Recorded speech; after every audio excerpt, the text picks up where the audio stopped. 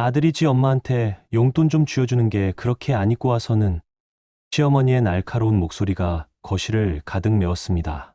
그렇게 안 입고 오면 이 집도 우리 아들 집이니까 짐 싸서 나가든지. 우리 아들 월급에 손댈 생각 말고. 저는 소파에 앉아 고개를 숙인 채 아무 말도 할 수 없었어요. 며느리가 시어머니한테 그깟 돈 몇 푼이 그렇게 아까워. 그 돈 몇 푼은 바로 남편의 월급 700만 원이었죠. 어머니, 저희도 살아야 해요. 살아야 해. 남편 효도도 못하게 호로자식 만들면서. 제 목소리는 점점 작아졌고 남편은 옆에 앉아 고개만 숙이고 있었습니다. 13년 결혼 생활에서 한 번도 제 편이 되어준 적 없는 남편의 모습이 너무 서글프고 제 모습이 정말 한심스럽고 굴욕적이었죠. 정말 나가겠어요. 제 입에서는 저도 모르게 이 말이 조용히 흘러나왔어요. 시어머니와 남편은 잠깐 놀란 표정을 지었다가 지까짓게 라는 한심한 표정으로 저를 쳐다봤습니다. 그저 빈말이라고 생각했던 거죠. 하지만 그들은 정말 상상도 못했어요. 제가 그날 새벽에 작은 캐리어 하나만 들고 정말로 집을 나갈 줄은, 그리고 울릉도를 향하는 배에 몸을 실을 만한 사람이었는지를요. 이제 그날의 이야기를 들려드릴게요. 여러분의 구독, 좋아요는 더 많은 사연을 만드는 힘이 됩니다. 안녕하세요. 저는 박진숙이에요. 올해 41살이고요. 대구에 있는 종합병원에서 16년째 간호사로 일하고 있습니다. 제가 오늘 들려드릴 이야기는 작년 겨울에 일어난 일이에요. 지금 생각해도 가슴이 답답해지는 그런 밤의 기억입니다. 그때의 일들을 하나하나 돌이켜보면 제가 어떻게 그런 상황을 그렇게 오래 견뎠는지 스스로도 신기해요. 그날은 12월 25일이었어요. 월급날이었죠. 병원에서 오후 6시에 퇴근하고 지하철을 타고 집으로 향했습니다. 평소와 다를 게 없는 하루였거든요. 그런데 그날이 제 인생에서 가장 중요한 전환점이 될 줄은 몰랐어요. 아파트 엘리베이터에서 13층 버튼을 누르면서 저는 오늘 월급 들어온 걸로 밀린 공과금 정리하고 내일은 마트에 가서 장도 봐야겠다고 생각했어요. 16년 동안 매달 반복해온 일상이었거든요. 그런데 집 앞에 도착해서 현관문을 열었을 때 바닥에 빨간 봉투들이 여러 개 놓여 있더라고요. 전기요금 독촉장, 가스요금 독촉장, 관리비 독촉장, 심지어 인터넷 요금 독촉장까지 있었어요. 저는 그 봉투들을 하나하나 집어들면서 이상하다는 생각이 들었습니다. 여보, 다녀왔어요. 제가 현관에서 인사를 했는데 거실에서 대답이 들려왔어요. 남편은 소파에 앉아서 텔레비전을 보고 있었습니다. 뉴스가 나오고 있었는데 경제 관련 뉴스더라고요. 아이러니하게도 말이에요. 여보, 이거 뭐예요? 제가 독촉장들을 남편 앞에 놓으면서 물었어요. 남편은 텔레비전 화면을 보면서 건성으로 대답했습니다. 아, 그거 좀 밀렸나 보네. 내일 처리할게. 밀렸다고요? 오늘이 월급날인데 왜 이렇게 독촉장이 많이 왔어요? 제가 다시 물어봤지만 남편은 여전히 텔레비전 쪽을 보고 있었어요. 그 모습을 보니까 뭔가 불안한 기분이 들었습니다. 저는 가방을 방에 두고 부엌으로 가서 물 한 잔을 마셨어요. 그러고 나서 휴대폰을 꺼내서 은행 앱을 켰습니다. 제 통장 잔액을 확인해 보려고 했거든요. 스마트폰 화면에 숫자가 떴을 때 저는 순간 숨이 멎는 것 같았어요. 7만 3천 원. 월급날에 7만 원이라니요. 제 월급은 350만 원 정도 되는데 카드값하고 공과금 자동이체 빠지고 나면 그래도 150만 원에서 200만 원은 남아야 했거든요. 그런데 7만 원이라니 이게 말이 되나 싶었어요. 저는 다시 한번 확인해 봤어요.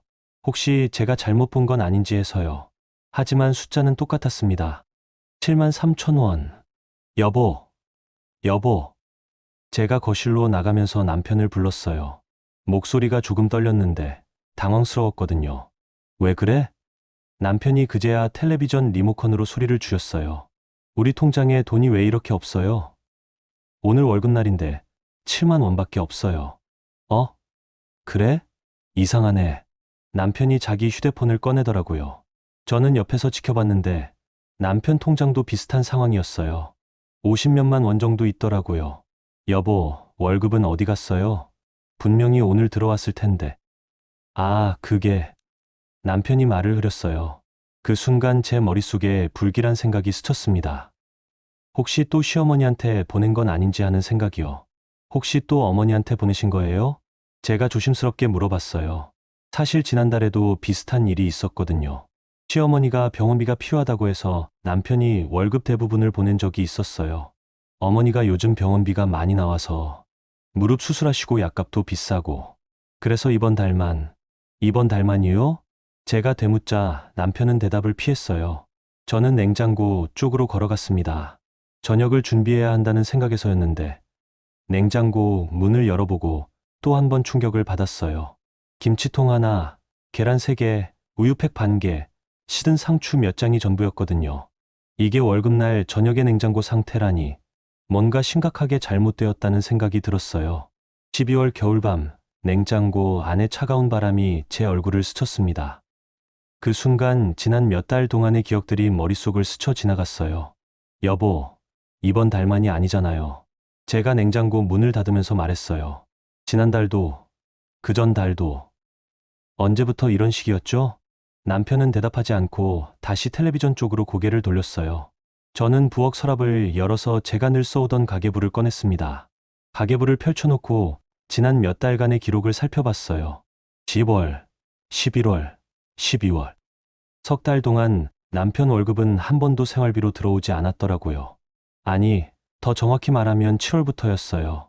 6개월. 반년 동안 저 혼자서 집안 모든 비용을 감당해왔던 거였습니다. 제 월급으로 전기료, 가스료, 관리비, 식비, 통신비, 심지어 남편 용돈까지 다 처리하고 있었던 거예요.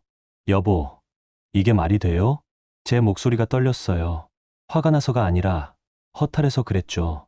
16년 동안 성실하게 일해왔는데 제 월급만으로는 두 사람이 살기가 이렇게 빠듯할 줄 몰랐거든요. 어머니가 아프시잖아. 병원비가 얼마나 나오는지 알아? 무릎 수술만 해도 몇백만 원씩 들어가는데. 남편이 조금 목소리를 높였어요. 그런데 그 말투에서 뭔가 방어적인 느낌이 났습니다. 마치 자기가 잘못한 걸 알고 있지만 인정하기 싫어하는 것 같았어요. 그렇다면 저희는 어떻게 살라는 거예요?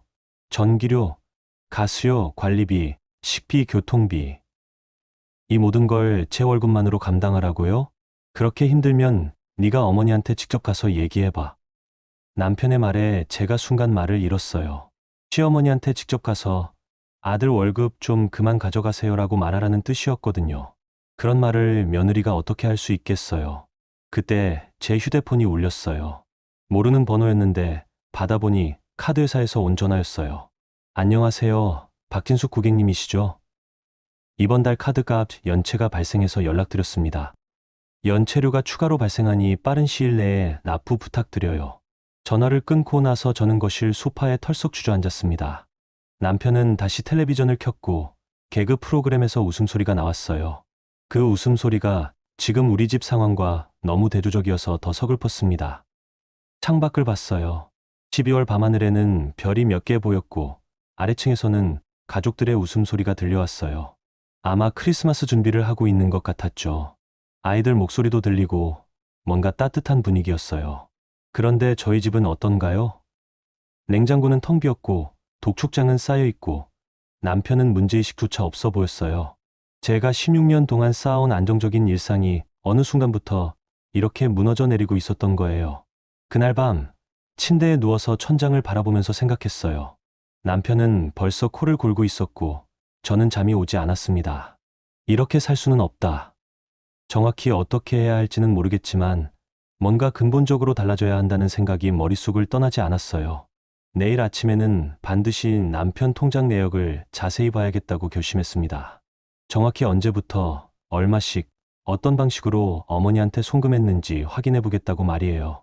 그래야만 이 상황을 제대로 파악하고 앞으로 어떻게 해야 할지 방향을 잡을 수 있을 테니까요. 그 다음 날 아침은 토요일이었어요. 남편은 평소보다 늦잠을 자고 있었고 저는 6시 반에 일어나서 커피를 끓였습니다. 어젯밤 결심한 대로 남편 통장 내역을 확인해 봐야 했거든요. 병원 일로 바빴던 지난 몇 달 동안 저는 가게 관리에 소홀했던 것 같아요. 남편이 어머니 병원비 좀 도와드려야겠다고 할 때마다 그냥 알겠다고 했었거든요. 그런데 어제 독촉장들을 보고 나니 상황이 제가 생각했던 것보다 훨씬 심각하다는 걸 깨달았어요. 남편이 9시쯤 일어나서 거실로 나왔을 때 저는 식탁에 앉아 있었습니다. 앞에는 제가 정리해둔 서류들이 놓여 있었어요. 가계부, 카드 명세서, 통장 내역서들이었죠. 여보, 일어났네요. 커피 드릴까요? 응, 고마워. 남편이 화장실에 다녀온 후 식탁에 앉았어요. 제가 내민 커피를 받아들면서 서류들을 힐끔 봤는데 표정이 조금 굳어지더라고요. 여보, 어제 얘기했듯이 통장 내역을 좀 봐야겠어요. 제가 조심스럽게 말을 꺼냈어요. 왜? 뭘 그렇게까지? 어제 독촉장들 보셨잖아요. 우리 상황이 어떤지 정확히 파악해야 할 것 같아요. 남편이 한숨을 쉬면서 휴대폰을 꺼냈어요. 은행 앱을 켜서 계좌 내역을 보여주더라고요. 저는 옆에 앉아서 함께 화면을 봤습니다. 그리고 그때 제가 본 것들은 정말 충격적이었어요. 7월 25일 550만 원 출금. 받는 분 이름은 서미정, 그러니까 시어머니셨어요. 8월 25일 550만 원 출금. 받는 분 서미정. 9월 25일 550만 원 출금. 받는 분 서미정. 매달 정확히 월급날에 정확히 550만 원씩 6번이나 송금되어 있었어요. 남편 월급이 700만 원인데 세금 떼고 나면 550만 원에서 600만 원 정도 남거든요. 그러니까 남편은 반년 동안 월급 대부분을 어머니한테 보내고 있었던 거였어요. 여보, 이게 뭐예요? 제가 화면을 가리키며 물어봤어요. 어머니 병원비잖아. 말했잖아. 병원비가 매달 550만 원씩이요? 반년 동안이요? 수술도 하셨고 물리치료도 받으시고 그리고 생활비도 좀 보태드려야 하고. 남편의 목소리가 점점 작아졌어요. 저는 제 휴대폰을 꺼내서 계산기를 켰습니다. 550만 원 곱하기 6개월. 3,300만 원. 3,300만 원이에요, 여보. 제가 계산 결과를 보여주면서 말했어요. 그게 얼마나 큰 돈인지 아세요? 소형차 한 대 값이에요. 남편은 대답하지 않았어요. 저는 제 가계부를 펼쳐서 지난 반년간의 지출 내역을 보여줬습니다. 이 기간 동안 전기료, 가스료, 관리비, 식비, 교통비, 통신비, 심지어 여보 용돈까지 제가 다 처리했어요. 제 카드로 말이에요. 카드 명세서를 넘기면서 하나하나 보여줬어요.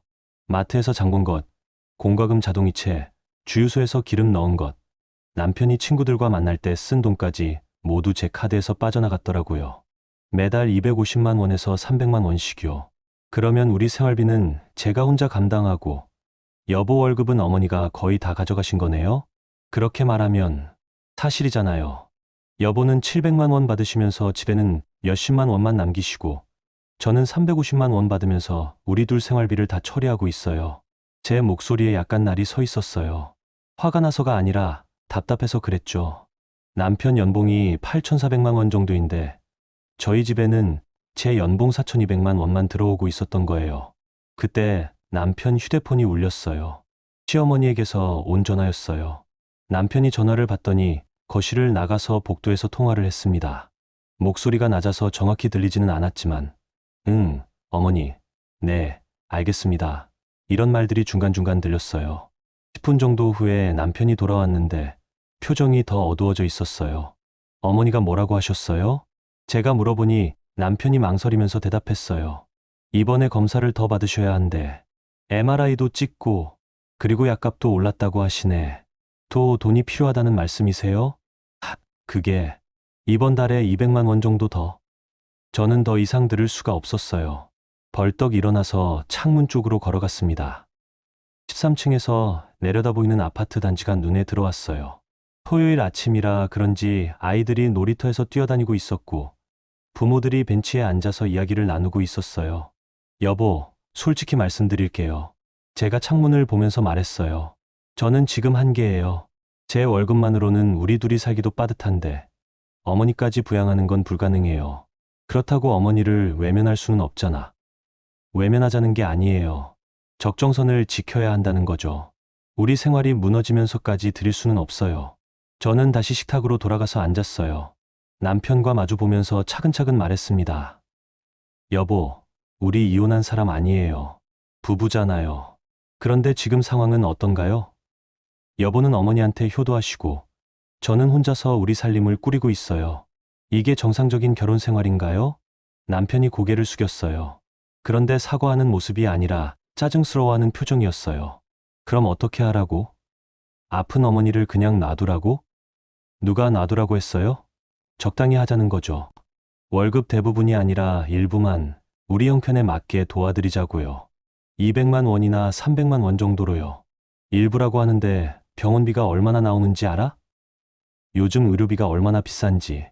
남편의 말을 들으면서 저는 뭔가 이상하다는 생각이 들었어요. 저도 병원에서 일하는 사람이잖아요. 무릎 수술이나 물리치료 비용이 대충 얼마인지는 알거든요. 매달 550만 원씩 나올 정도로 비싸지는 않아요. 수술비 전체를 합쳐도 그 정도는 안 나와요. 여보, 어머니 정확히 어디서 치료받고 계세요? 어떤 병원이요? 어, 왜? 병원비가 그렇게 많이 나온다니까 궁금해서요. 저도 의료 쪽 일하는 사람이니까 한번 알아봐 드릴 수도 있고요. 건강보험 적용되는 치료인지도 확인해 보고요. 남편이 머뭇거렸어요. 그 모습을 보니 뭔가 숨기는 게 있다는 생각이 들었습니다.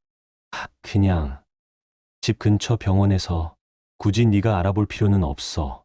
그때 남편 휴대폰으로 카카오톡 메시지가 왔어요.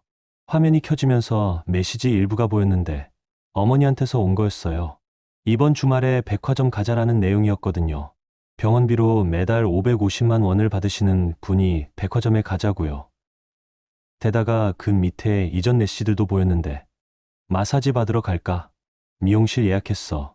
이런 내용들이더라고요. 저는 그 순간 모든 게 이해됐어요. 어머니의 병원비가 아니라 그냥 생활비, 아니 용돈이었던 거예요. 남편이 어머니한테 매달 용돈을 드리고 있었던 거였죠. 그것도 월 500만 원이 넘는 거에 그려.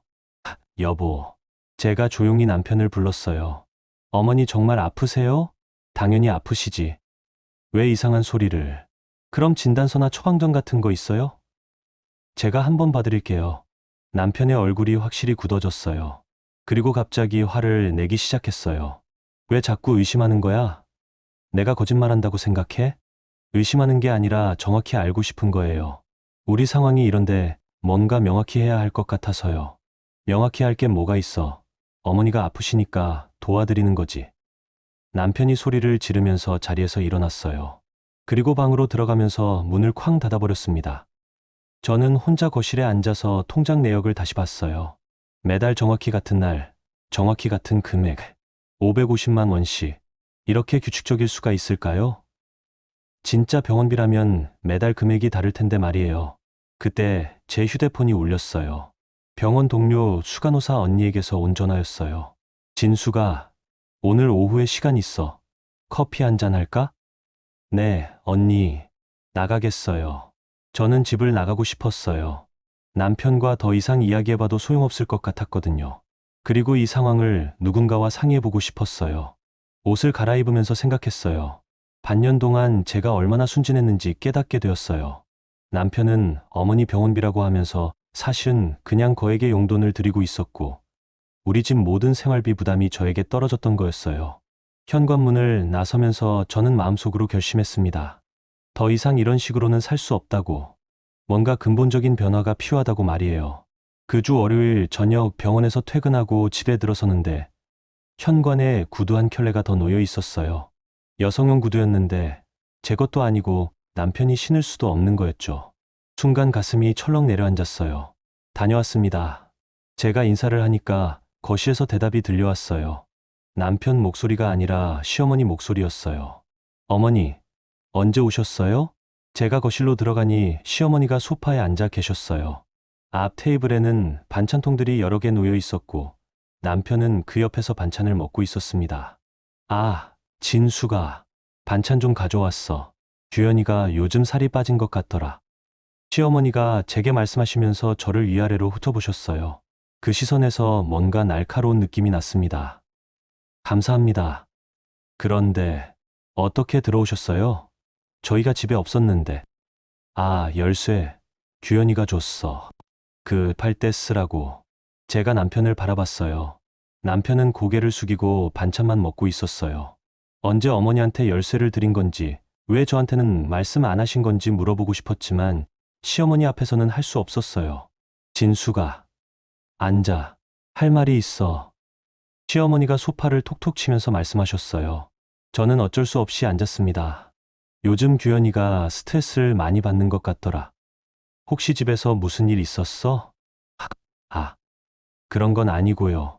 제가 대답하려는데 시어머니가 손을 들어 제지하셨어요. 아니야, 분명 뭔가 있을 거야. 규현이가 어제 전화해서 한숨만 쉬더라고. 진숙이 너 때문인 것 같은데, 저 때문에요? 하, 응. 돈 때문에 자꾸 잔소리하고 그러면 남편이 스트레스 받잖아. 남자는 원래 가족을 위해서 일하는 건데, 그걸 이해 못하면 어떡해. 시어머니의 말에 제가 순간 말문이 막혔어요. 지난 주말에 남편과 나눈 대화를 어머니한테 다 말씀드렸나 보더라고요. 어머니, 그게 아니라. 뭐가 아니야? 규현이가 나한테 효도하는 게 잘못된 거야?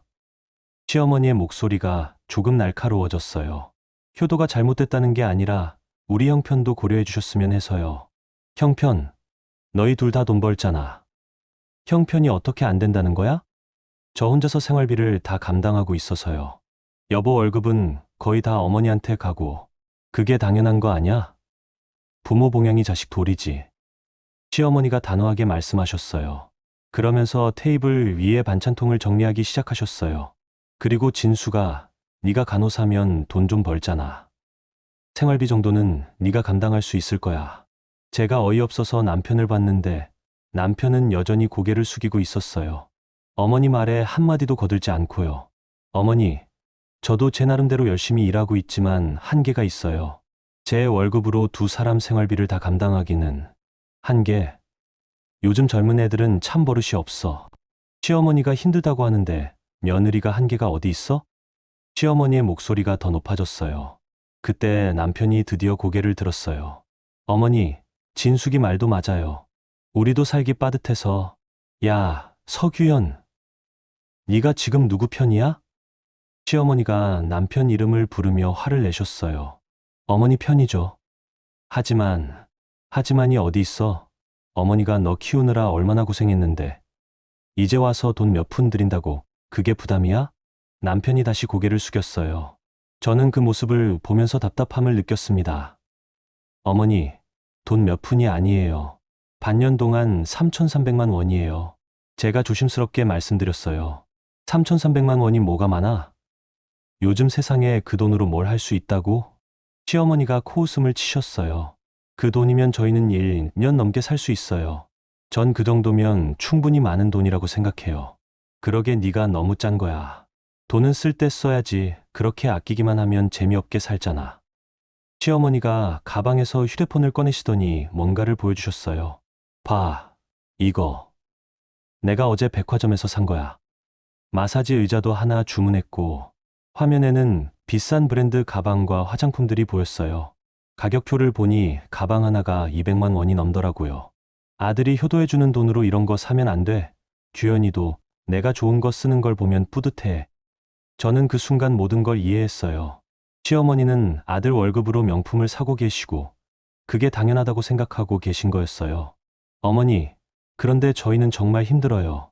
공과금도 밀리고. 그럼 진숙이, 네가 더 열심히 일하면 되잖아. 야간 근무도 하고, 부업도 하고. 저 이미 충분히 열심히 일하고 있어요. 충분히. 남편 효도 못하게 만들면서 충분이라고 해? 시어머니의 말에 제가 참을 수 없어서 일어났어요. 어머니, 죄송하지만 저희도 살아야 해요. 무조건 드릴 수는 없어요. 뭐라고? 며느리가 시어머니한테 무조건 드릴 수 없다고? 시어머니가 벌떡 일어나시면서 소리를 지르셨어요.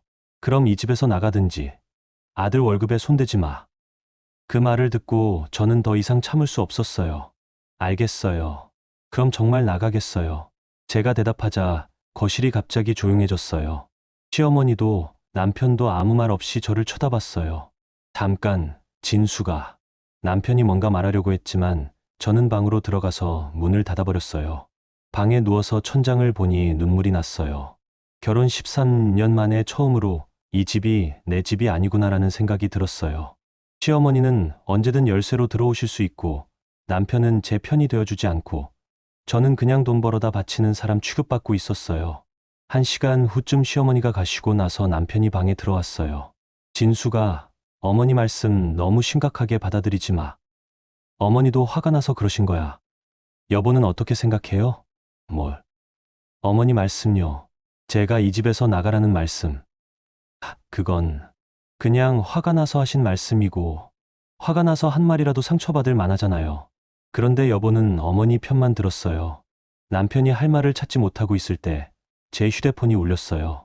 병원에서 온 메시지였어요.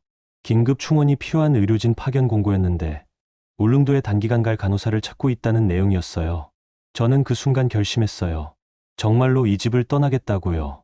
울릉도라는 곳이 어떤지는 모르지만 지금 이 상황보다는 나을 것 같았어요. 여보, 저 정말 떠날 수도 있어요. 제가 조용히 말했어요. 떠난다고. 어디로? 아직 정하지는 않았지만 어쨌든 이 상태로는 더 이상 못 살겠어요. 남편은 아무 말 없이 나가버렸어요. 그리고 거실에서 텔레비전 소리가 들려왔어요.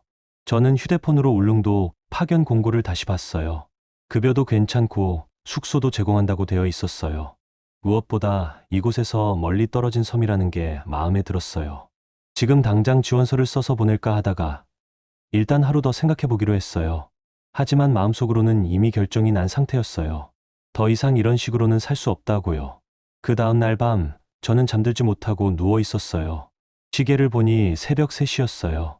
옆에서는 남편이 코를 골고 있었고 저는 천장을 보면서 생각에 잠겨 있었습니다. 어제 시어머니가 하신 말씀들이 계속 머릿속을 맴돌았어요. 이 집에서 나가든지. 그 말이 귓가에서 떠나지 않았어요. 처음에는 화가 났는데 이제는 오히려 명확해졌어요. 정말로 나가면 되는 거였죠.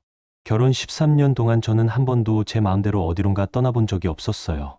늘 남편 스케줄에 맞추고 시댁 일정에 맞추고 병원 근무에 맞춰서 살아왔거든요. 그런데 이제는 정말 제가 원하는 곳으로 가고 싶었어요. 새벽 4시에 저는 조용히 일어났어요. 남편을 깨우지 않으려고 발소리를 죽이면서 옷장으로 갔습니다. 평소에 출장 갈 때 쓰던 작은 캐리어를 꺼내서 필요한 옷가지들을 챙겼어요. 간호사복 몇 벌, 평상복, 속옷, 세면도구. 많이 가져갈 수도 없었고 가져가고 싶지도 않았어요.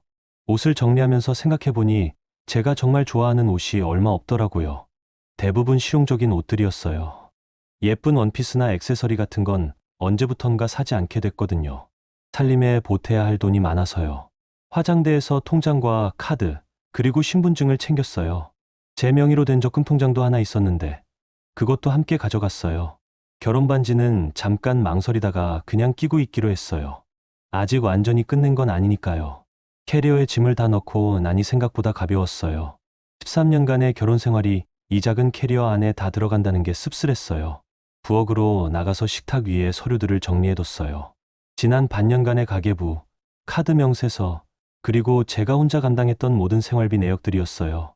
전기료, 가스료, 관리비, 식비, 통신비, 심지어 남편 용돈까지 모든 내역을 정리해서 올려뒀어요. 맨 위에는 제가 밤새 쓴 편지 한 장을 올려뒀어요. 여보, 저는 잠시 혼자만의 시간이 필요해서 떠납니다. 이 서류들을 보시면 지난 반년 동안 우리 집 상황이 어땠는지 아실 거예요. 앞으로는 여보가 직접 처리해 주세요. 시어머니께서 저더러 나가라고 하셨으니 말씀대로 하겠습니다. 연락은 당분간 받지 않을 예정입니다. 편지를 쓰면서 눈물이 났어요. 이렇게 끝날 줄은 몰랐거든요. 하지만 더 이상 참을 수도 없었어요. 냉장고를 열어봤더니 여전히 텅 비어 있었어요. 김치통 하나, 계란 2개, 우유팩 반 개. 이게 700만 원 버는 남편과 350만 원 버는 아내가 사는 집의 냉장고였어요. 현관에서 신발을 신을 때 캐리어 바퀴 소리가 날까봐 조심스러웠어요. 남편이 깰까봐 걱정됐거든요. 아니, 정확히는 깨면 못 떠날 것 같아서 그랬어요. 남편이 깨서 어디 가느냐, 미안하다, 다시 얘기해보자, 이런 말을 하면 또 마음이 흔들릴 것 같았어요. 문손잡이를 돌릴 때 손이 조금 떨렸어요. 정말 이렇게 떠나도 되는 건가 싶어서요. 하지만 어제 시어머니 말씀이 다시 떠올랐어요. 이 집에서 나가든지. 그 말이 저에게 용기를 줬어요. 문을 열고 나서니 새벽 공기가 차갑게 느껴졌어요. 12월 끝자락이라 그런지 숨을 내쉴 때마다 하얀 김이 나왔어요. 복도는 고요했고 다른 집들은 모두 불이 꺼져 있었어요. 엘리베이터를 타고 내려가면서 제 마음이 이상했어요. 슬프기보다는 오히려 후련했어요. 드디어 결정을 내렸다는 안도감이 더 컸어요. 13년 만에 처음으로 저 혼자 결정한 일이었거든요. 아파트 로비를 지나면서 경비 아저씨와 눈이 마주쳤어요. 아저씨가 고개를 끄덕이시며 인사해 주셨는데 이른 시간이라 조금 의아해하시는 것 같았어요. 아파트 단지를 나서니 찬바람이 얼굴을 스쳤어요. 평소 같으면 추워서 다시 들어가고 싶었을 텐데 그날은 그런 바람도 상쾌하게 느껴졌어요. 택시를 잡기 위해 큰 길로 나갔어요. 새벽이라 택시가 많지 않았는데 10분 정도 기다리니까 빈 택시 하나가 지나갔어요. 손을 흔들어서 세웠어요. 어디 가세요? 동대구역까지 가주세요. 기사님이 백미러로 저를 봤어요. 이른 시간에 캐리어를 끌고 나온 제 모습이 궁금하셨나 봐요. 이른 출발이네요. 출장이세요? 네, 비슷한 거예요. 기사님과 더 이상 대화하고 싶지 않아서 창밖을 봤어요. 새벽 5시에 대구 시내는 고요했어요. 가끔 새벽 배송 트럭들이 지나가고 24시간 편의점들만 불이 켜져 있었어요. 지나가는 풍경들을 보면서 생각했어요. 저 건물들, 저 도로들과 함께 13년을 살았는데 이제 떠나는구나 싶었어요. 언제 다시 돌아올지도 모르는 길이었어요. 동대구역에 도착했을 때는 5시 반이었어요. 역사 안은 생각보다 사람들이 많았어요. 새벽 기차를 타려는 사람들, 야간 근무 마치고 집으로 가는 사람들이 오가고 있었어요. KTX 표를 끊으러 가는데 포항까지 가는 첫 차가 6시 40분이더라고요. 1시간 정도 기다려야 했어요. 표를 끊고 대기실에 앉아서 휴대폰을 봤는데 아직 아무 연락도 오지 않았어요. 남편은 아마 아직 자고 있을 거예요. 대기실에서 커피 한 잔 사서 마시면서 울릉도 관련 정보를 찾아봤어요. 인터넷으로 검색해보니 울릉도는 생각보다 큰 섬이었어요. 인구가 10,000명 정도 되고 의료시설도 있다고 나와 있었어요. 특히 겨울철에는 배가 자주 결항된다는 정보가 눈에 띄었어요. 파도가 높으면 며칠씩 못 들어간다고 하더라고요. 오히려 잘 됐다고 생각했어요. 연락 두절되는 게 지금으로서는 더 좋았거든요. KTX에 올라타서 자리에 앉으니 정말 떠나는구나 하는 실감이 났어요. 창밖으로 스쳐 지나가는 풍경들을 보면서 지난 13년을 돌아봤어요. 결혼 초기에는 행복했었어요. 남편도 저를 아껴줬고 시어머니와도 큰 마찰 없이 지냈었거든요. 그런데 언제부턴가 모든 게 달라졌어요. 제가 돈을 버는 게 당연해졌고 시어머니 요구사항들도 점점 많아졌어요. 남편 월급이 오르면서 오히려 상황이 더 나빠졌어요. 돈을 많이 버니까 어머니한테 더 많이 드려야 한다고 생각하시는 것 같았어요. 저는 제자리 걸음인데 시어머니 용돈은 계속 늘어났어요. 기차가 경상북도 시골을 지나가면서 산과 들이 보였어요. 아직 겨울이라 나무들은 잎이 없었지만 뭔가 시원한 느낌이 들었어요. 포항역에 도착했을 때는 오전 9시쯤이었어요. 역에서 나오니 바다, 냄새가 살짝 났어요. 포항항으로 가는 버스를 탔는데 바다가 보이기 시작하니 마음이 조금 편해지더라고요. 버스 안에서 울릉도 파견 관련 이메일을 다시 확인해 봤어요. 어제 밤늦게 지원서를 보냈는데 아직 답이 없었어요. 급하게 사람을 구한다고 했으니까 연락이 올 거라고 믿었어요. 포항항은 생각보다 복잡했어요. 여러 선착장이 있었는데 울릉도로 가는 데는 따로 있었어요. 매표소를 찾아가는데 사람들이 많더라고요. 관광객들도 있고 짐을 많이 가져온 사람들도 있었어요. 매표소에서 표를 사려고 하는데 직원분이 걱정스러운 표정으로 말씀하시더라고요. 오늘 오후 2시 배에 있는데 내일 모레까지 파도가 높아서 결항될 수도 있어요. 괜찮으세요? 며칠 못 나올 수도 있거든요. 네, 괜찮아요. 오히려 잘 됐다고 생각했어요. 배가 끊기면 연락도 안 되고 돌아오기도 어려우니까요. 배표를 끊고 대기실에서 기다리는데 휴대폰이 울리기 시작했어요. 남편에게서 온 전화였어요. 아마 제가 없어진 걸 발견했나 보더라고요. 전화를 받지 않았어요. 곧바로 문자가 왔어요. 진수가 어디 갔어? 집에 없네. 연락해. 그 다음에는 연달아 전화가 왔어요. 남편, 시어머니, 남편, 시어머니. 번갈아 가면서 계속 걸려왔어요. 저는 휴대폰을 무음으로 돌리고 가방 안에 넣어뒀어요. 대기실에서 점심으로 김밥을 사 먹었어요. 오랜만에 혼자 먹는 식사였는데 외롭기보다는 평화로웠어요. 아무도 제 식사에 대해 뭐라 하지 않고 제가 먹고 싶은 걸 먹을 수 있었어요. 점심시간이 되자 배에 탈 수 있었어요. 울릉도까지는 3시간 반 정도 걸린다고 했어요. 배에 오르면서 뒤돌아보니 포항항이 점점 멀어지고 있었어요. 배가 항구를 벗어나자 파도가 조금 거칠어졌어요. 멀미가 날까봐 걱정했는데 다행히 괜찮았어요. 갑판에 나가서 바닷바람을 맞으니 정말 시원했어요. 바다 위에서 바람이 불어왔어요. 조금 차가웠지만 상쾌했어요. 13년 만에 처음으로 제 마음대로 어딘가로 떠나는 거였어요. 배 안에서 울릉도 파편 관련 이메일을 확인해 봤어요. 그런데 답장이 와 있었어요. 오전 11시에 온 메일이었는데 포항에서 배를 기다리느라 못 봤나 봐요. 박진숙 간호사님, 지원서 검토 결과 내일 오전에 면접 보시고 바로 근무 시작 가능합니다. 급한 상황이라 빠른 답변 부탁드립니다. 숙소는 의료원에서 제공 가능합니다. 저는 즉석에서 답장을 보냈어요. 감사합니다. 내일 면접 참석하겠습니다. 현재 울릉도로 이동 중입니다. 2시간쯤 지나서 휴대폰을 봤는데 부재중 전화가 30통이 넘었어요. 남편과 시어머니가 계속 전화하신 것 같았어요. 문자도 10몇 개 와 있었는데 읽지 않았어요. 대신 제가 문자 하나를 보냈어요. 며칠 동안 혼자만의 시간을 갖겠습니다. 연락하지 마세요. 그리고 휴대폰을 꺼버렸어요. 오후 5시쯤 울릉도가 보이기 시작했어요. 섬이 점점 커지면서 산과 절벽들이 눈에 들어왔어요. 생각보다 큰 섬이었고 아름다웠어요. 바위 절벽들이 병풍처럼 둘러싸고 있었고 그 사이사이로 집들이 보였어요. 도동항에 도착하니 공기가 확실히 달랐어요. 바다 냄새가 짙게 났고 바람도 강했어요. 그런데 그 모든 게 새롭게 느껴졌어요. 대구의 답답한 공기와는 완전히 달랐어요.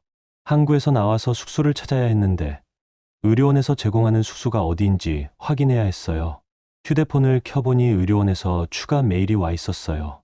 숙소는 의료원 근처 원룸으로 준비되어 있습니다. 도착하시면 연락 주세요. 저는 택시를 타고 울릉군 보건의료원으로 향했어요. 섬이라 그런지 도로가 좁았고 산길이 많았어요. 하지만 풍경은 정말 아름다웠어요. 의료원에 도착해서 담당자를 만났더니 생각보다 반가워하셨어요. 간호사가 급히 필요했는데 마침 지원해줘서 고맙다고 하시더라고요. 숙소로 안내받은 곳은 의료원에서 도보 5분 거리에 있는 작은 원룸이었어요. 간단한 가구들이 갖춰져 있었고 깨끗했어요. 무엇보다 제 공간이라는 게 좋았어요. 그날 밤 울릉도의 작은 원룸에서 잠들면서 생각했어요. 처음으로 제가 원하는 대로 살아보는 거라고. 무엇이 기다리고 있을지는 모르겠지만 적어도 지금보다는 나을 거라고 믿었어요. 창문 너머로 파도 소리가 들려왔어요. 그 소리를 들으면서 잠이 들었는데 오랜만에 편안한 잠이었어요. 그 다음날 아침 저는 6시에 일어났어요. 창문을 열어보니 바다가 한눈에 들어왔어요. 대구에서는 볼 수 없었던 풍경이었죠. 파도 소리가 자연스럽게 귀에 들어왔고 공기도 맑았어요. 간단히 씻고 나서 울릉군 보건의료원으로 향했어요. 도보로 5분 거리라고 했는데 실제로는 7분 정도 걸렸어요. 길이 조금 가팔랐거든요. 의료원은 생각보다 아담했어요. 2층 건물이었는데 섬이라는 걸 고려하면 꽤 잘 갖춰진 시설이었어요. 입구에서 김동철 수장님을 만났어요. 50대 중반쯤 되어 보이시는 분이었는데 인상이 온화하셨어요. 박진숙 간호사님이시죠? 정말 급하게 와주셔서 감사합니다. 안녕하세요. 도움이 되고 싶어서 왔어요. 면접이라고 했지만 형식적이었어요. 제 경력을 확인하시고 울릉도 상황을 설명해 주셨어요. 겨울철에는 의료진이 부족해서 어려움이 많다고 하시더라고요. 여기는 응급 상황이 자주 발생해요. 배가 끊기면 본토로 후송도 못하거든요. 그럴 때 간호사 역할이 정말 중요해요. 소장님 말씀을 들으면서 제가 정말 필요한 곳에 왔다는 생각이 들었어요. 대구 종합병원에서는 제가 없어도 다른 간호사들이 얼마든지 있었거든요. 하지만 여기서는 제가 꼭 필요한 사람이었어요. 첫 근무는 그날 오후부터 시작됐어요. 의료원에는 입원실이 10개 정도 있었고 외래 진료실이 3개 있었어요. 환자 수는 많지 않았지만 고령자분들이 대부분이었어요. 오후 2시쯤부터 환자분들이 하나둘 오시기 시작했어요. 당뇨로 정기검진 받으러 오신 할아버지, 관절염 때문에 물리치료 받으러 오신 할머니들이었어요. 모든 분들이 저를 신기하게 보셨어요. 새로 온 간호사님이구나. 어디서 오셨어요? 대구에서 왔어요. 아이고, 그 먼 곳에서 고생하셨겠어요. 선분들의 말투는 정겨웠어요. 서로 다 아는 사이인 것 같았고 저한테도 친근하게 대해주셨어요. 대구 병원에서는 환자와 간호사 사이에 어느 정도 거리가 있었는데 여기서는 가족 같은 느낌이었어요. 저녁 7시쯤 응급 상황이 발생했어요. 북면에서 12살 아이가 고열과 호흡곤란으로 실려온 거예요. 아이 이름은 소연이었어요. 선생님, 애가 갑자기 열이 확 올랐어요. 숨도 가빠하고. 소연이 할머니가 울먹이면서 말씀하셨어요. 소연이는 의식은 있었지만 얼굴이 빨갛게 달아올라 있었어요. 체온을 재보니 39도 8이었어요. 소장님이 진찰을 하시는 동안 저는 소연이 옆에서 지켰어요. 아이가 자꾸 보채면서 울려고 했는데 제가 손을 잡아주니까 조금 진정됐어요. 소연아, 괜찮아. 이모가 옆에 있으니까 걱정하지 마. 소연이가 제 손을 꼭 잡으면서 고개를 끄덕였어요. 그 모습이 너무 안쓰러웠어요. 검사 결과 급성기관지염이었어요. 심각한 상황은 아니었지만 열이 너무 높아서 입원 관찰이 필요했어요. 그런데 문제는 밤에 돌볼 간호사가 부족하다는 거였어요. 제가 밤새 지키겠어요. 제가 자원했어요. 사실 첫날이라 좀 무리할 수도 있었지만 아이를 혼자 둘 수는 없었어요. 밤 10시쯤 소연이 할머니가 집으로 가시고 의료원에는 저와 소연이만 남았어요. 소연이는 여전히 열이 있었지만 조금씩 나아지고 있었어요. 이모, 목 마르다. 그래? 물 줄까? 제가 물을 떠다 주니까 소연이가 조금씩 마셨어요. 그러면서 저한테 물어봤어요. 이모는 어디서 왔어요? 대구라는 곳에서 왔어. 육지에 있는 큰 도시야. 거기서 왜 여기까지 왔어요? 순간 대답이 막혔어요. 뭐라고 설명해야 할지 모르겠더라고요. 응. 소연이 같은 아이들을 도와주려고 왔어. 소연이가 웃었어요. 아픈데도 밝게 웃더라고요. 이모 진짜 친해요. 우리 엄마 같아요. 그 말을 듣고 제 가슴이 뜨끔했어요. 소연이 엄마는 어디 계신지 궁금했지만 묻지 않았어요. 새벽 2시쯤 소연이 열이 많이 내렸어요. 37도 5까지 떨어졌거든요. 호흡도 안정됐고 잠도 잘 잤어요. 저는 옆 의자에 앉아서 소연이를 지켜봤어요. 아이의 고른 숨소리를 들으면서 생각했어요. 대구에서 저는 뭘 하고 살았을까 싶었어요. 남편 뒷바라지, 시어머니 눈치 보기, 집안일.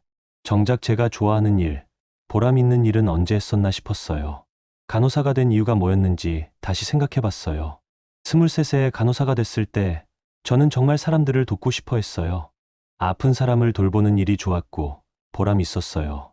그런데 언제부턴가 그냥 돈 벌기 위한 일이 되어버렸어요. 새벽 5시쯤 소연이가 깼어요. 열도 거의 다 떨어지고 얼굴빛도 좋아졌어요. 이모, 밤새 여기 있었어요? 응. 소연이가 아프니까 옆에 있었어. 고마워요. 엄마도 이렇게 해주는데 이모도 똑같이 해줬어요. 소연이 말에 제 눈이 촉촉해졌어요. 아이를 돌본다는 게 이렇게 뿌듯한 일이었나 싶었어요. 아침 7시에 소연이 할머니가 오셨어요. 아이가 훨씬 나아진 걸 보시고 정말 고마워하셨어요. 간호사님 덕분에 애가 이렇게 좋아졌네요. 정말 감사해요. 아니에요. 제가 해야 할 일이에요. 소연이가 퇴원하기 전에 저한테 와서 말했어요. 이모, 내일도 와요? 응, 내일도 올게. 약속이에요. 소연이가 새끼손가락을 내밀어서 제 손가락과 걸었어요. 그 순간 제 마음이 따뜻해졌어요. 소연이가 가고 나서 소장님이 오셨어요. 고생하셨어요. 첫날부터 밤샘 근무시켜서 미안해요. 괜찮아요. 보람 있었어요. 여기 사람들이 진숙 간호사님을 정말 좋아할 것 같아요. 벌써 소문났거든요. 대구에서 온 친절한 간호사님이라고. 점심시간에 의료원 근처를 걸어봤어요. 바다가 보이는 길을 따라 걸었는데 공기가 정말 맑았어요. 대구의 답답한 공기와는 비교가 안 됐어요. 길에서 마주치는 선분들이 인사를 해주셨어요. 벌써 제 얼굴을 기억하고 계시더라고요. 새로 온 간호사님이시죠? 반갑습니다. 소연이 봐주신 분이죠? 고마워요. 모든 분들이 진심으로 감사해하시는 게 느껴졌어요. 제가 정말 도움이 되는 사람이라는 걸 실감했어요. 저녁에 숙소로 돌아가서 창문을 열고 바다를 봤어요. 파도 소리가 들려왔고 저녁 노을이 바다를 붉게 물들이고 있었어요. 휴대폰을 켜보니 남편과 시어머니에게서 온 메시지가 수십 개 있었어요. 하지만 읽고 싶지 않았어요. 지금 이 순간이 너무 평화로웠거든요. 소연이 새끼손가락 약속이 생각났어요. 이모, 내일도 와요? 그 말이 제게는 큰 의미였어요. 누군가 제가 내일도 오기를 기다린다는 것, 제가 필요하다는 것이 이렇게 힘이 되는 줄 몰랐어요. 그날 밤, 저는 정말 깊게 잠들었어요. 오랜만에 보람찬 하루를 보낸 후에 편안한 잠이었어요. 울릉도에서의 일주일은 정말 평화로웠어요. 매일 의료원에 출근해서 환자들을 돌보고 저녁에는 바닷가를 산책하면서 하루를 마무리했어요. 소연이도 매일 할머니 손을 잡고 안부를 물으러 왔어요. 간호사 이모, 오늘도 왔어요. 소연이가 의료원 문을 열고 들어올 때마다 제 마음이 밝아졌어요. 아이는 완전히 회복됐지만 저를 보러 오는 게 일상이 된 것 같았어요. 그날도 평소와 다를 게 없는 오후였어요. 당뇨, 환자 할아버지의 혈당을 체크하고 관절염으로 오신 할머니의 물리치료를 도와드리고 있었는데 제 휴대폰이 울렸어요. 낯선 번호였는데 은행에서 온 전화였어요. 안녕하세요. 박진숙 고객님이시죠? 시티은행 대출상담센터에서 연락드렸습니다. 네, 맞는데요. 무슨 일이세요? 고객님 명의로 급전 대출 신청이 들어왔는데 본인 확인차 연락드렸어요. 신청하신 게 맞나요? 순간 머리가 하얘졌어요. 제가 대출 신청을 한 적이 없거든요. 저 대출 신청 안 했는데요. 언제 신청된 건가요? 어제 오후에 온라인으로 신청되었고 금액은 3천만 원입니다. 본인이 아니시라면 명의 도용일 가능성이 있어요. 3천만 원. 그 금액을 듣는 순간 남편 얼굴이 떠올랐어요. 혹시 신청자 정보를 확인할 수 있을까요?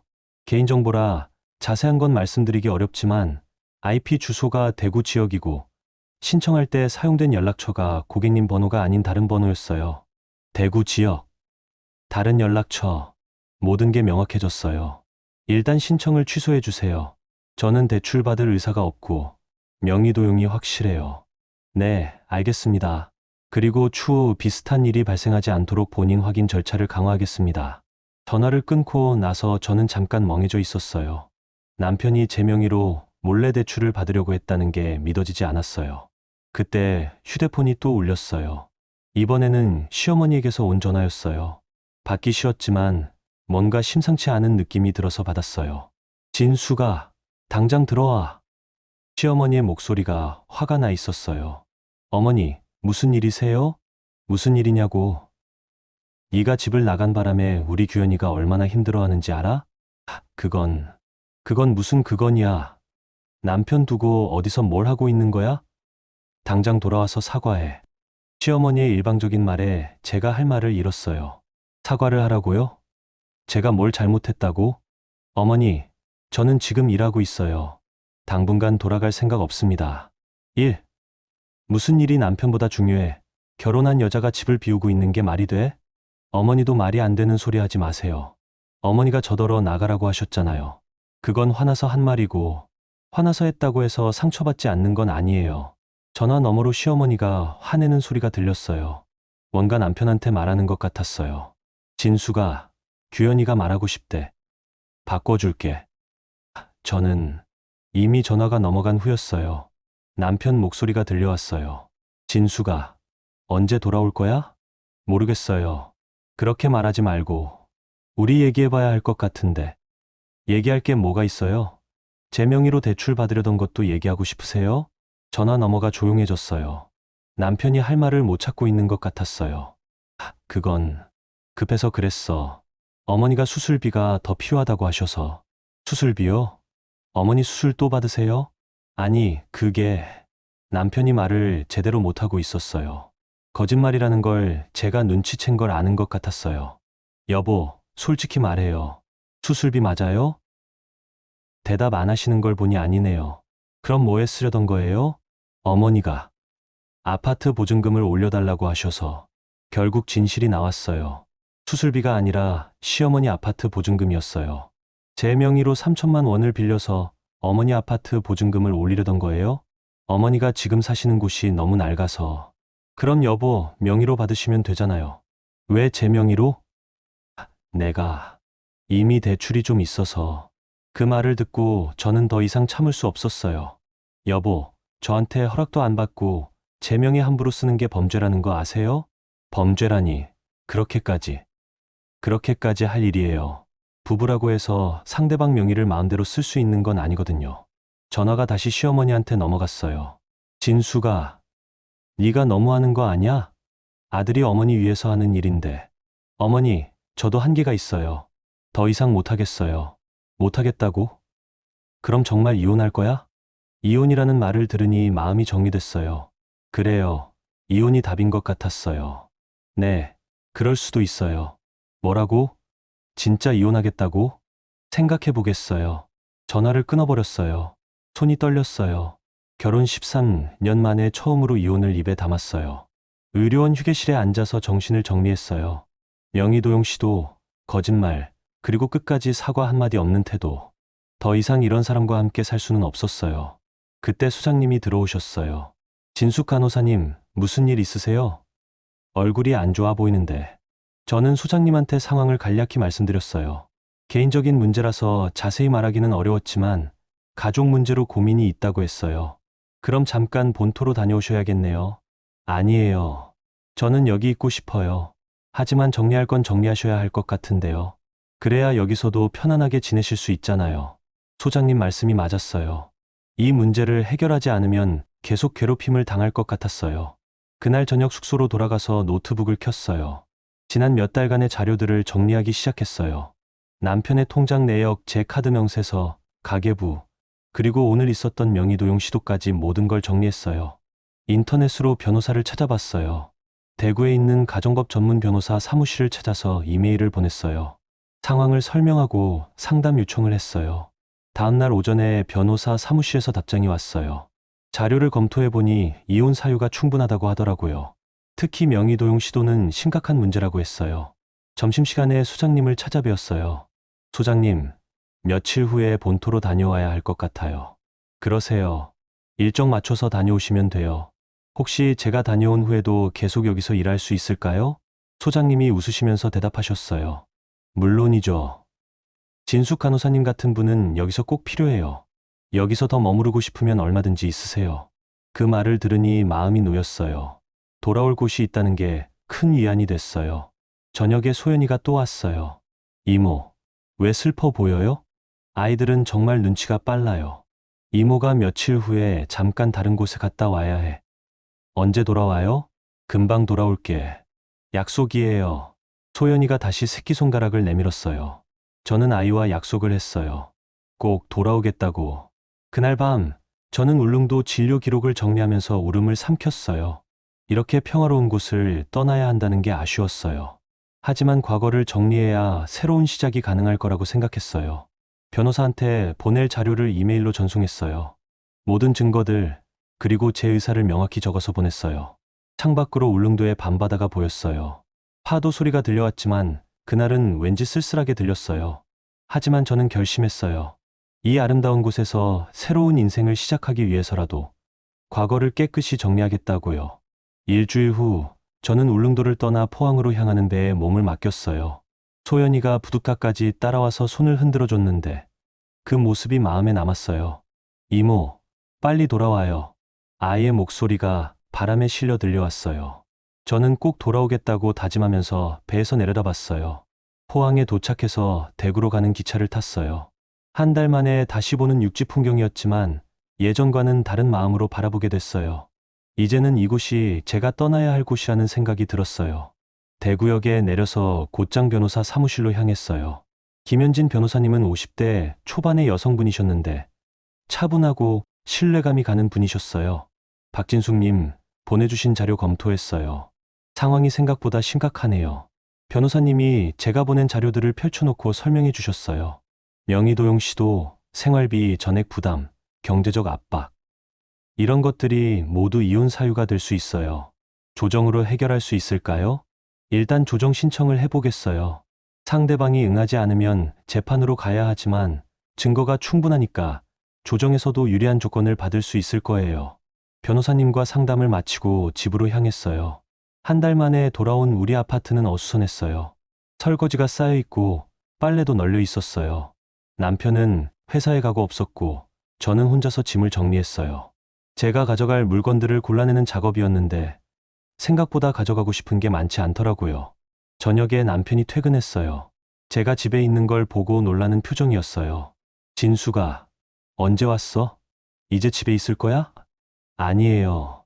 정리할 게 있어서 잠깐 온 거예요. 제가 차갑게 대답하자 남편의 표정이 굳어졌어요. 정리할 게 뭐야? 이혼 조정 신청했어요. 다음 주에 가정법원에서 조정받을 예정이에요. 남편이 소파에 털썩 앉았어요. 실감이 안 나는 것 같았어요. 진짜 이혼하려고 그냥 화가 나서 하는 소리 아니야? 진심이에요. 제가 단호하게 말하자 남편이 당황했어요. 그럼 어머니는 뭐라고 하셨어? 어머니한테는 말씀 안 드렸어요. 여보가 알려드리세요. 그날 밤 남편은 시어머니한테 전화했어요. 거실에서 큰 소리로 통화하는 바람에 다 들렸어요. 어머니, 진숙이가 정말 이혼 조정 신청했대요. 전화 너머에서 시어머니가 소리 지르는 게 들렸어요. 뭔가 화를 내고 계시는 것 같았어요. 이틀 후 가정법원에서 조정이 시작됐어요. 조정관은 60대 정도 되어 보이는 여성분이셨는데 경험이 많아 보이셨어요. 양측의 주장을 들어보겠습니다. 먼저 신청인부터 말씀해 보세요. 제가 준비해온 자료들을 제출했어요. 남편의 통장 내역, 제 카드 명세서, 명의도용 시도, 관련 은행 확인서까지 모든 걸 정리해서 가져갔거든요. 신청인은 반년 동안 혼자서 생활비 전액을 감당했고 피신청인은 월급 대부분을 친정에 송금했습니다. 또한 최근에는 신청인 명의로 무단대출을 시도했어요. 조정관이 자료를 꼼꼼히 보더니 남편을 향해 물었어요. 피신청인, 이 내용이 사실인가요? 남편이 고개를 숙이고 대답했어요. 어머니가 아프셔서 병원비가 필요했어요.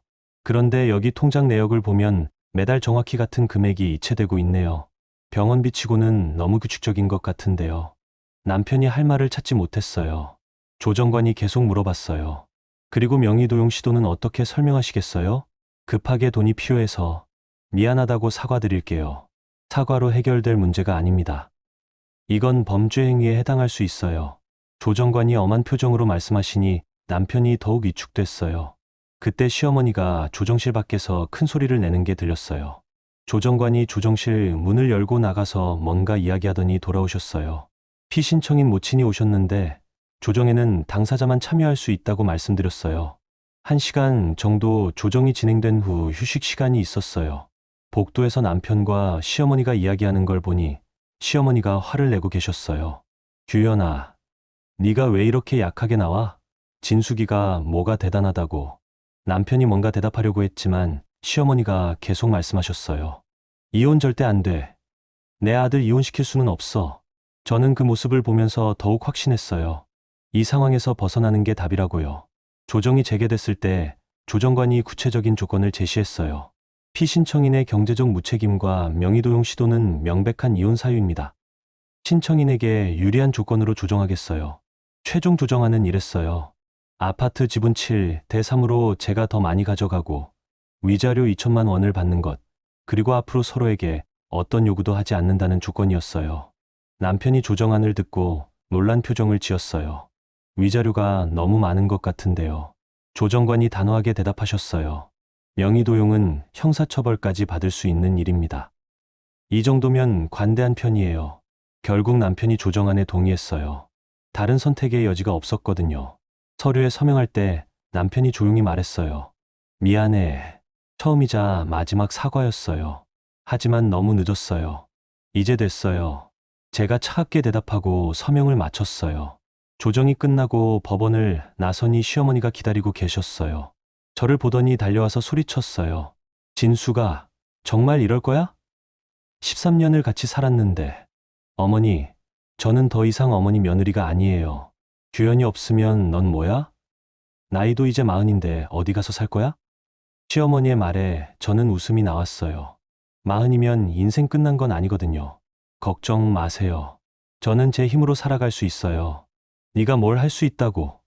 결혼도 못하고 혼자 늙어갈 거야. 그래도 지금보다는 나을 거예요. 저는 더 이상 상대하지 않고 법원을 떠났어요.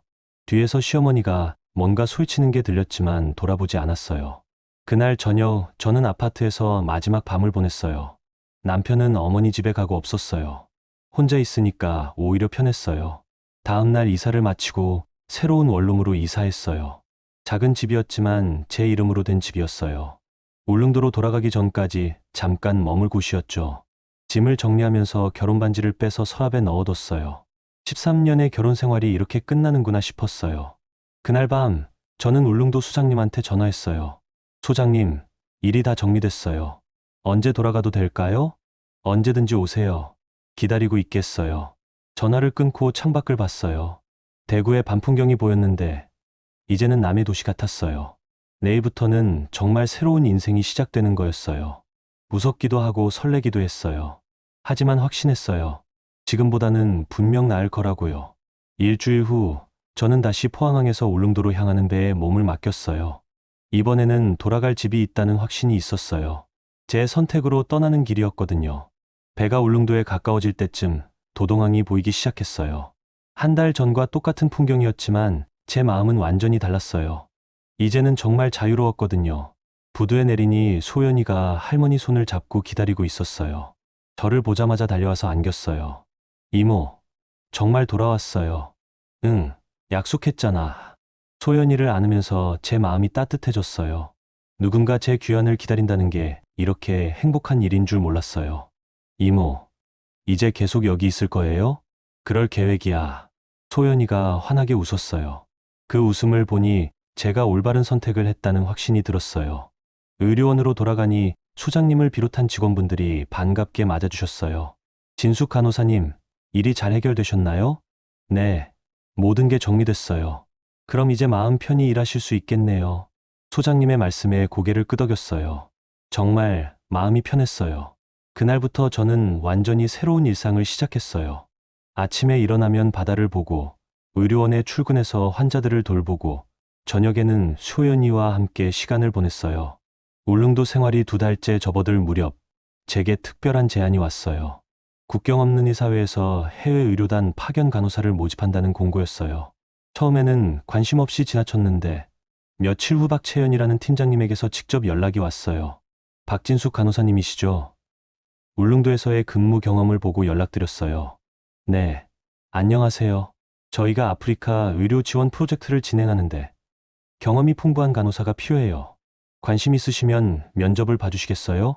해외 의료 봉사라니 생각해 본 적이 없었어요. 하지만 뭔가 마음이 끌렸어요. 어떤 일을 하게 되나요? 주로 모자보건과 영양실조 아동 치료예요. 울릉도에서 하신 일과 비슷하면서도 더 넓은 범위의 일이죠. 전화를 끊고 나서 생각해 봤어요. 울릉도에서 저는 제 가치를 재발견했어요. 소연이 같은 아이들을 돌보면서 진정한 보람을 느꼈거든요. 그런데 세상에는 소연이보다 더 어려운 환경이 있는 아이들이 많을 거예요. 제가 그 아이들에게도 도움이 될 수 있다면 어떨까 싶었어요. 소장님께 상의해 봤어요. 소장님, 제게 해외 의료단 제안이 왔는데요. 아, 그래요? 어떤 프로젝트인가요? 상황을 설명해 드리니 소장님이 웃으시며 말씀하셨어요. 진숙 간호사님 같은 분이라면 분명 잘하실 거예요. 가보세요. 여기는 어떻게 해요? 걱정 마세요. 저희도 이제 인력이 어느 정도 확보됐어요. 그리고 진숙 간호사님이 더 넓은 세상에서 일하시는 게 맞는 것 같아요. 소장님의 격려에 용기가 났어요. 가장 어려운 건 소연이한테 말하는 일이었어요. 소연아, 이모가 다른 곳에 가서 일해야 할 것 같아. 어디요? 또 대구 가요? 아니야. 더 먼 곳이야. 아픈 아이들이 많은 곳에 가서 도와줘야 해. 소연이의 얼굴이 슬퍼졌어요. 언제 돌아와요? 한 2년 후에? 소연이가 울먹거렸지만 곧 밝게 웃었어요. 이모는 정말 좋은 사람이에요. 아픈 아이들 많이 도와주세요. 아이의 이해에 제 마음이 뭉클했어요. 해외 파견 출발 전날 소연이가 작은 선물을 가져왔어요. 울릉도 바다에서 주운 조개로 만든 목걸이였어요. 이모, 이거 가져가세요. 이모가 보고 싶을 때 만지면 돼요. 고마워. 소연아. 조개 목걸이를 목에 걸고 보니 정말 예뻤어요. 울릉도의 바다 냄새가 나는 것 같았어요.